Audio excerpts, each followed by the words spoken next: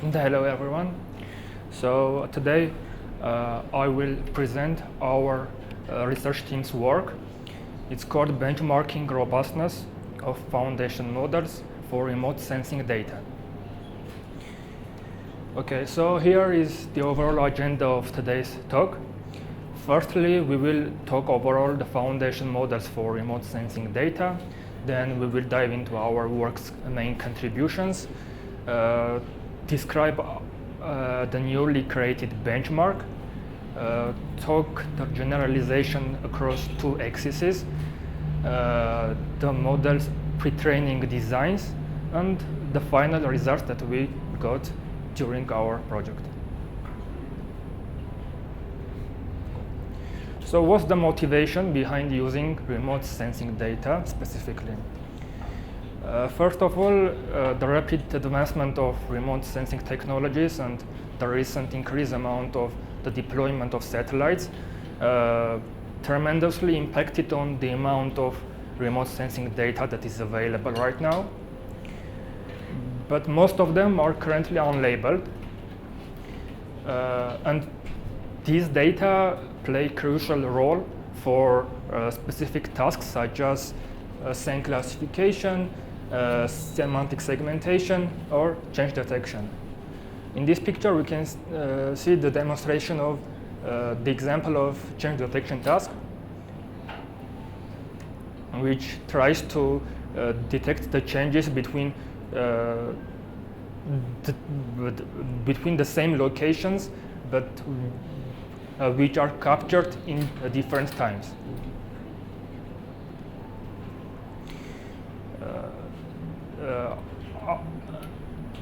And afterwards, why we need specifically foundation models to work with remote sensing data. First of all, they offer self-supervised learning method, and they have, in contrast to supervised methods, they work mainly with unlabeled data. And also they can be easily fine-tuned on specific downstream tasks with requiring just minimal amount of labeled data.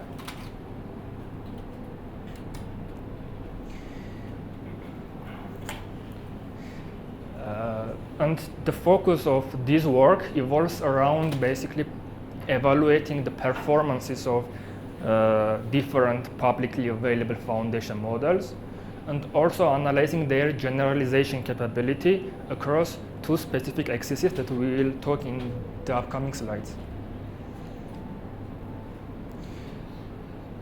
To talk more specifically, what was this work's contributions? First, we develop a benchmark that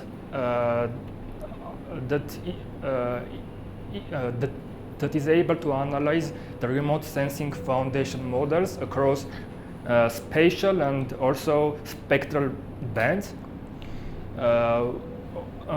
Also, this work offers different pre-training strategies for foundation models and some design choices to make the remote sensing foundation model become more robust and perform better. Also, as a final result, we also highlight the gaps for robustness of all available foundation models currently. Before talking about overall the benchmark description, let's define what we expect from foundation models for specifically remote sensing data. First of all, they should have the generalization capability across, in our case, different image resolutions and also in different spectral bands. Also, they should be very easily adaptable, so they can be very easily fine-tuned for various amount of downstream tasks with requiring small amount of labeled data. Also, we require from foundation models to perform in a limited amount of compute, so for future deployments also. So in this work, we perform our experiments by using the VIT-based versions of all available foundation models.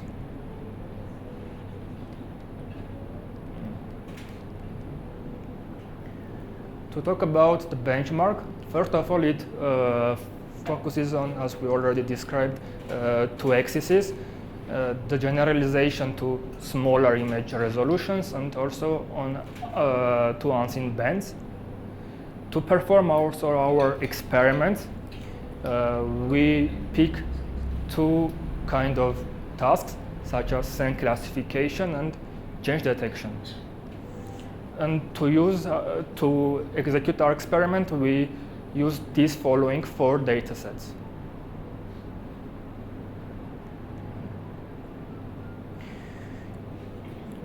So about the generalization to small image resolutions, these 2 graphs demonstrate our experiment steps that are performed for each kind of tasks to evaluate models, different foundation models' generalization capabilities to unseen image resolutions. In the left part, it's classification tasks, where during the fine-tuning phase of foundation model, we use the original resolution of the image, and when we try to test it, instead of providing to the model the original resolution, we also give the downsampled image resolutions. In this case, it's 2 times, 4 times, up to 8 times downsampled image, 8 times downsampled images, and we calculate for each resolution the model's average accuracy, and as final metric, we get the area under the given curve to get the final evaluation performance for model generalization to unseen image resolutions.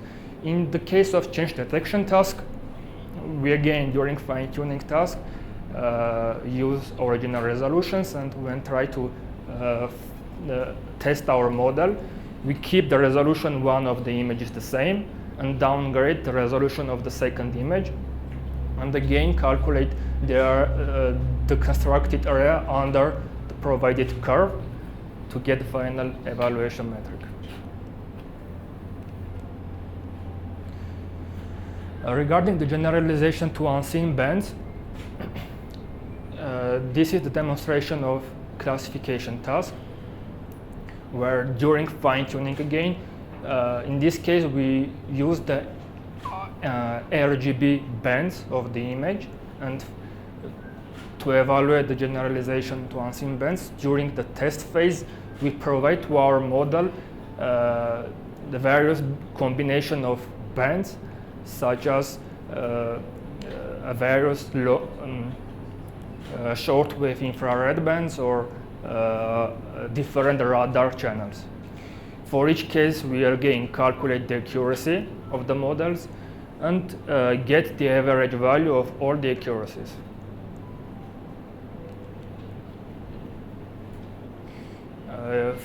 For change detection, in this case, again, we fine-tune on a pair of RGB images, but in testing phase, we keep one of the images with its own RGB channels and change the other images bands with various other specters, spectral bands. And for each case, calculate its F1 scores and compute the overall average value of score.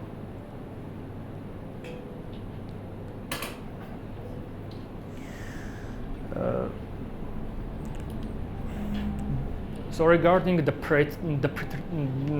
pre-trainings that we do ourselves for our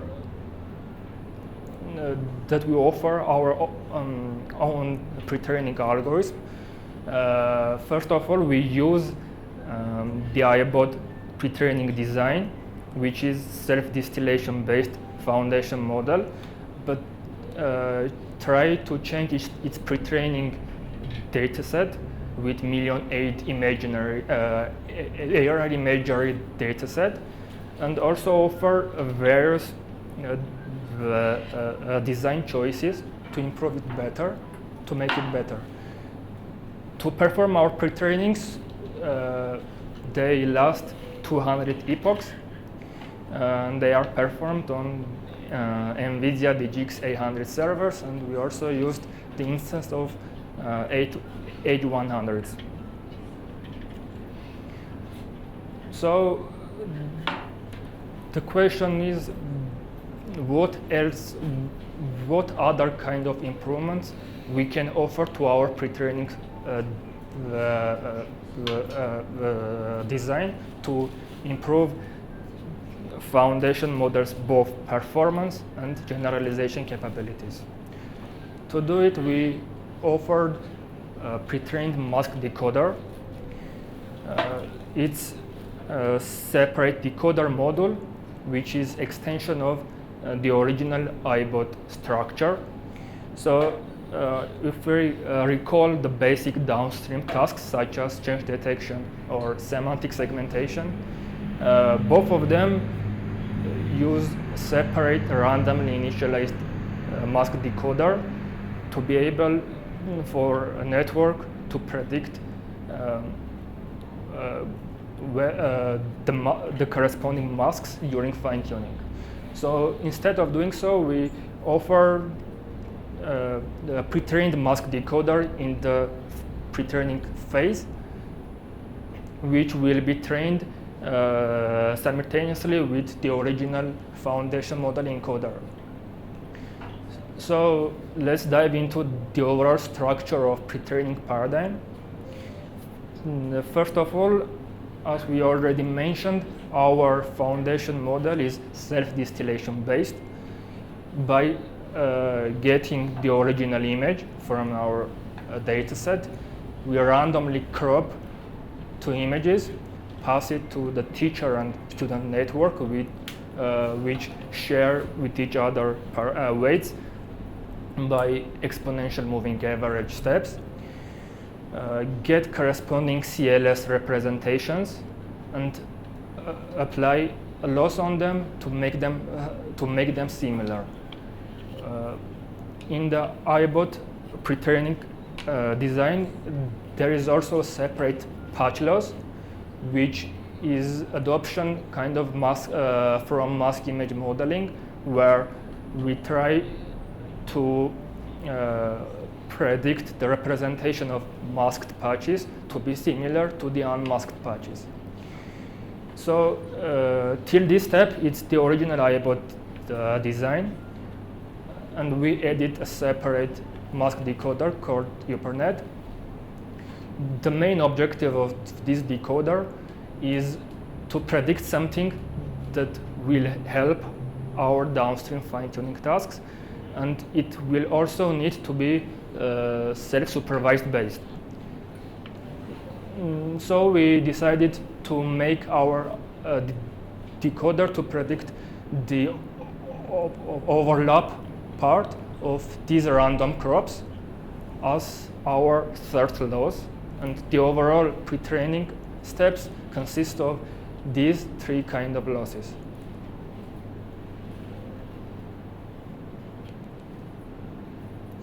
For as our baselines, we picked the original iBot,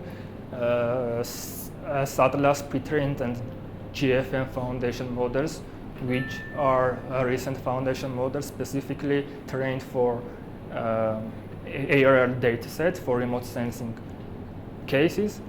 And also we added the channel VIT. It's supervised based training method. However, its ability to work with various number of bands provided interesting value in our benchmarks.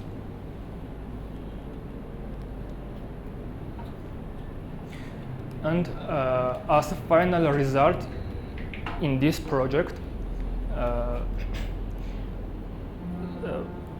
we get that all of the current foundation model lag in their performance in these two axes of generalization, for generalization across scale and for generalization across spectral bands.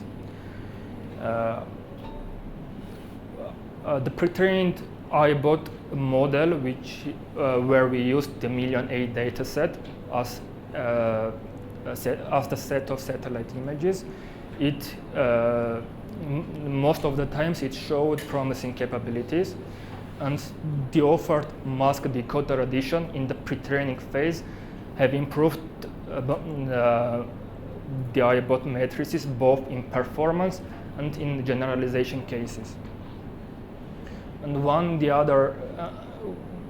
final interesting finding was that during fine-tuning, we apply full fine-tuning and with frozen backbone, and for some models they showed better performance with frozen backbones. So this can be explained with the fact that sometimes when model during pre-training gained various important capabilities, during full fine-tuning it can forget most of them, and the freezing a backbone can prevent these issues.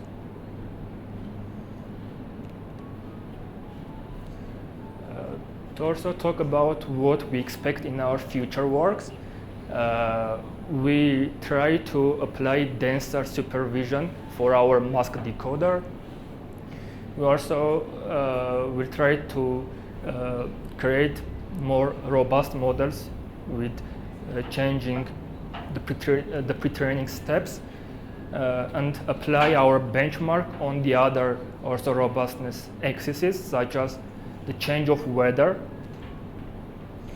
And we'll create a larger data set with better curated data points. So that's all. Thank you very much.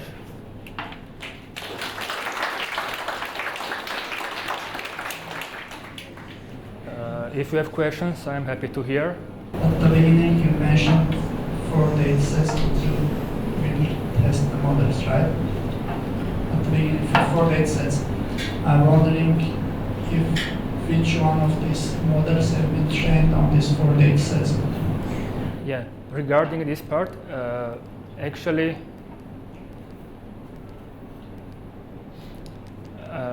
this benchmark is already focused for pre-trained models. So these 4 datasets contain very small amount of data when we compare it with the dataset that they have been pre-trained on. So these 4 datasets are specifically for fine-tuning. These datasets have been included in training? In the fine-tuning phase, no, they are not in the pre-training. They have all of them are labeled datasets with comparably smaller amount of data, and their main goal in this project is to apply them in fine-tuning phase only, and they are not in pre-training.